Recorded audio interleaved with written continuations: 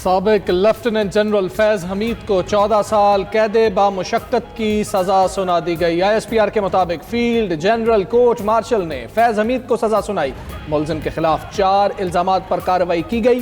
फैज़ हमीद पर सियासी सरगर्मियों में मुलव्वस होने का इल्ज़ाम साबित हुआ। फैज़ हमीद पर ऑफिशियल सीक्रेट एक्ट की खिलाफ वर्जी भी साबित हुई। इल्ज़ामात में इख्तियारात और सरकारी वसाइल का गलत इस्तेमाल और मुतल्लिका अफराद को नाजायज़ नुकसान पहुँचाना शामिल है। साबिक लेफ्टिनेंट जनरल फैज़ हमीद के खिलाफ पाकिस्तान आर्मी एक्ट के तहत फील्ड जनरल कोर्ट मार्शल का अमल शुरू किया गया। फील्ड जनरल कोर्ट मार्शल का यह अमल 15 माह तक जारी रहा। तवील और मेहनत तलब कानूनी कार्रवाई के बाद मुलजिम तमाम इल्ज़ामात में कसूरवार करार पाया गया। कार्रवाई के दौरान मुलजिम को तमाम कानूनी हुकूक और अपनी पसंद की दिफाई टीम फराहम की गई। मुजरिम को फैसले के खिलाफ मुतल्लिका फोरम पर अपील का हक हासिल है। अदालत की जानिब से दी गई सज़ा का इत्तलाक 11 दिसंबर 2025 से शुरू होगा। मुलजिम के सियासी अनासिर के साथ मिली भगत, सियासी अफरा तफरी और अदम इस्तेहकाम के मामलात अलग से देखे जा रहे हैं।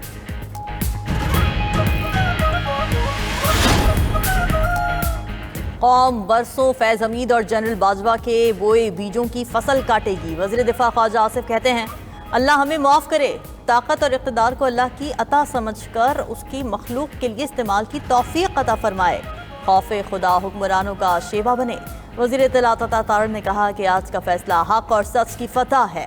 रेड लाइन क्रॉस करने वाले शख्स को सजा हुई है। कानून से कोई बालातर नहीं है। फैज़ हमीद ने अपनी अथॉरिटी को गलत इस्तेमाल किया। सियासी मामलात की मज़ीद तहकीकात होंगी। सेनेटर फैसल वाबडा का कहना है कि साबित हो गया पाकिस्तान से बड़ा कोई नहीं। फैज़ हमीद ने सियासत भी की और बगावत भी की। फैज़ हमीद ने पाक फौज, जमहूरियत, अवाम के साथ गद्दारी की। ये पहला तारीखी केस था जो मंतकी अंजाम तक पहुंचा। सहूलतकारों को भी कानून के कटहरे में लाया जाएगा। गवर्नर KP फैसल करीम कुंडी का कहना है कि फैज़ हमीद की सजा से पाकिस्तान की सियासत पर अच्छा असर पड़ेगा। बानी PTI कोई आसमान से नहीं उतरे कि उन्हें सजा ना हो।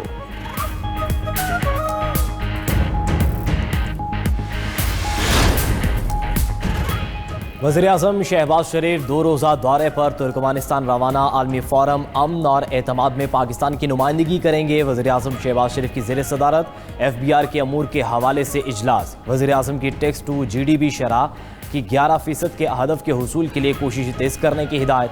कहा कि दरामदाद और बरामदाद की कस्टम्स क्लियरेंस के दौरानिया को मज़ीद कम किया जाए। वज़ीर-ए-आज़म शहबाज शरीफ से वज़ीर दिफाई पैदावार रज़ा हयात हिराज की मुलाकात। वज़ारत दिफाई पैदावार से मुतल्लिक़ अमूर पर बातचीत।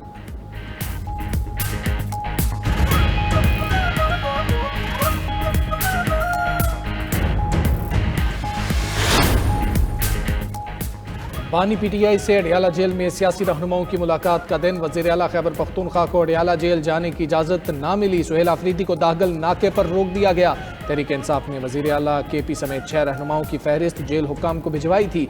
मीडिया से गुफ्तगू में वज़ीर आला KP ने कहा कि उनके लिए यहाँ बैरियर खड़े किए गए। मैं किसी दूसरे मुल्क का बाशिंदा नहीं, खैबर पख्तूनख्वा का वज़ीर आला हूँ। बानी नाहक कैद हैं, सारी दुनिया को पता है, ये सियासी मुकदमात हैं। 3.5 साल से बानी PTI को माइनस करने की पॉलिसी चल रही है। सर्टिफाइड चोरों को हमारी बारी पर इसका हिसाब देना होगा।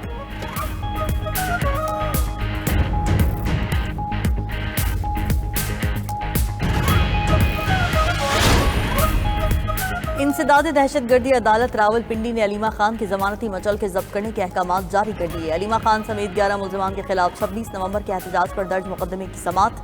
अलीमा खान और उनके वकील अदालत पेश नहीं हुए। अदालत ने काबिल जमानत वारंट और जमानत मनसूखी के नोटिस भी जारी कर दिए। समात 15 दिसंबर तक मुलतवी कर दी। अलीमा खान समात मुलतवी होने के बाद अदालत पहुंची। अदालत के बाहर मीडिया से गुफ्तगू में कहा, ये गैर कानूनी अमल है। आज लेट हुए तो गैर हाजिरी लगा दी गई। वाटर कैनन से घबराने वाले नहीं, भाई को अकेला नहीं छोड़ सकते।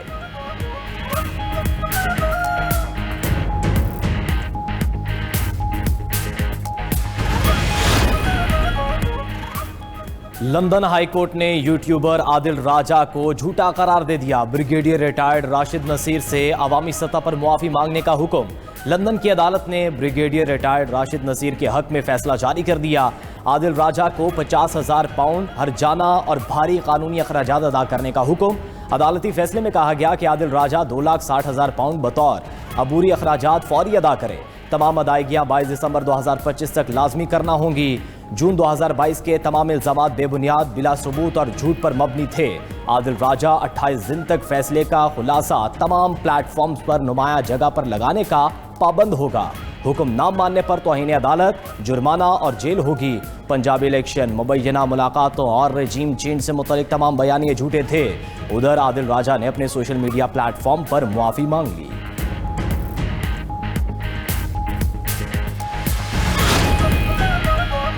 हुक्मरानों ने पाकिस्तान की मईशत को तबाही के दहाने पर पहुंचा दिया है। वफाक में बैठे करप्ट नासिर ने तारीखी तौर पर 5300 अरब रुपए की करप्शन की है। वज़ीर आला खैबर पख्तूनख्वा सुहेल आफरीदी की दौरा पेशावर यूनिवर्सिटी के मौके पर तुलबा से गुफ्तगू। कहा कि NHP के तहत वफाक के ज़िम्मे खैबर पख्तूनख्वा के 2200 अरब रुपए से ज़ायद बकाया हैं। बंद कमरों के फैसलों ने सूबे को नाकाबिल तलाफी नुकसान पहुंचाया है। तुलबा सूबे के हुकूक के लिए आवाज़ बुलंद करें।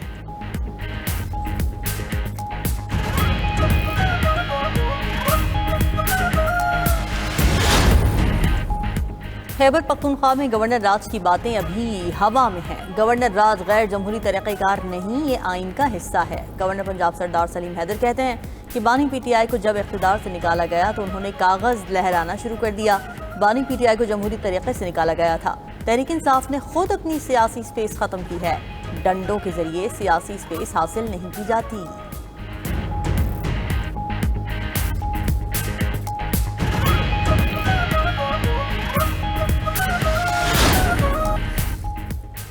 अमेरिका ने पाकिस्तान के साथ $686 मिलियन असलहा डील की मंजूरी दे दी। अरब मीडिया के मुताबिक डील F-16 लड़ाका तैयारों को अपग्रेड करने के लिए की गई।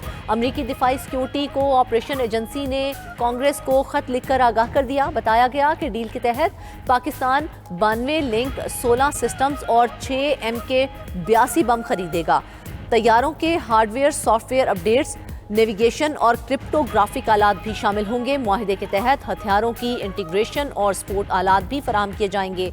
अपग्रेड से पाकिस्तान के F-16 तैयारों की ताकत 2040 तक बढ़ जाएगी।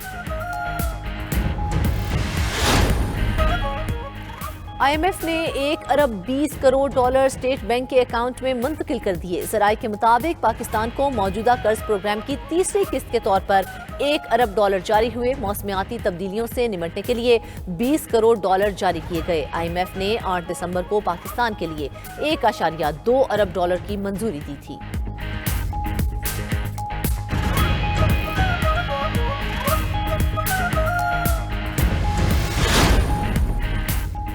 पंजाब में सरकारी मुलाजमत के ख्वाहिशमंदों के लिए बुरी खबर। सरकारी मुलाजमत में भर्ती पर अब बुनियादी तनख्वाह की जगह लमसम तनख्वाह मिलेगी। Punjab regularisation of service bill 2025 Punjab assembly से कसरते राय से मंजूर। हतमी मंजूरी गवर्नर पंजाब देंगे। बिल के तहत सर्विस रेगुलराइजेशन एक्ट 2018 मनसूख करार हो जाएगा।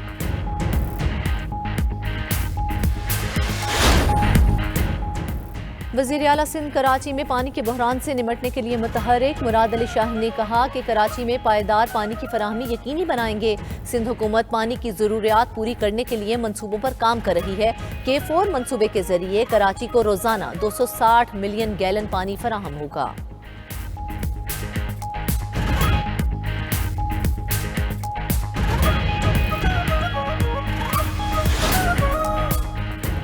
पाकिस्तान गुड्स ट्रांसपोर्ट फेडरेशन और पाकिस्तान मिनी मजदा गुड्स इत्तेहाद की पहिया जाम हड़ताल चौथे रोज भी जारी। सर्कल रोड, बंद रोड और रिंग रोड पर तमाम गुड्स दुकानें और मुल्क भर में सामान की तरसील बंद। लाहौर में शाह आलम मार्केट, आजम क्लॉथ मार्केट, बादामी बाग, अकबरी मंडी सामान ना पहुंच सका। कराची और कोयटा में भी गुड्स ट्रांसपोर्टर्स की हड़ताल। मंडियों में फल और सब्जियों के ना पहुंचने से कीमतों में इजाफा होने लगा। गुड्स ट्रांसपोर्ट की बंदिश से ताजर बरादरी समेत शहरियों को शदीद मुश्किलात।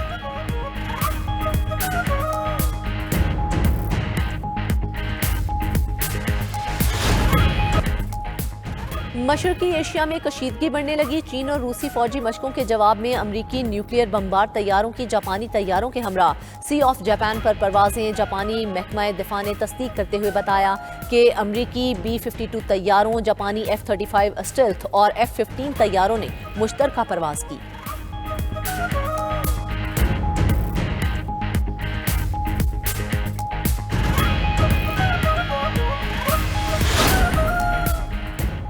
और पोलैंड के सदर की लटविया के हम मनसब से मुलाकात, बाल्टिक समुंदर और मशरकी सरहदों की सिक्योरिटी इंतजामात सख्त करने पर जोर दिया।